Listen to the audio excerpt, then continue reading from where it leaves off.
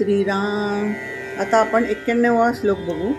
नको वीट मानू रघुनायकाचा, अति आदरे बोलिजे राम वाचा. नवेचे मुखी सापडे रे फुकाचे, करी घोष त्या जानकी वल्लभाचा. श्रीराम. मानवी स्वभावाचा एक विशिष्ट पैलू आहे. त्याला कुणी फार हिताचे सांगायला गेले की त्याला ऐकायचा कंटाळा येतो. तशी त्याची मनस्थितीच नसते. अभ्यास, शिस्त, व्यवस्थितपणा याबद्दल काही सांगितले की वेट येतो. तसेच इथे समर्थ आपल्याला सांगतात, परत परत नामाबद्दल सांगतो म्हणून वीट मानू नको.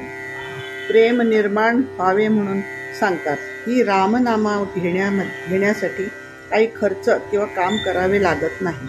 फक्त मनापासून घे एवढेच, नाहीतर देव मस्तकी धरावा, अवघा हलकल्लोळ करावा. त्यासाठी त्यांनी रामनवमीचा उत्सवामध्ये रथयात्रेची परंपरा सुरू केली. त्यानिमित्ताने सामान्य माणसे त्यात सहभागी होऊन रामनाम घेतात. त्यामुळे जयघोष करत नामाचे प्रेम येईल आणि सहजपणे जगज्जीवन राम अंतर्यामी प्रगट होईल. जय जय रघुवीर समर्थ.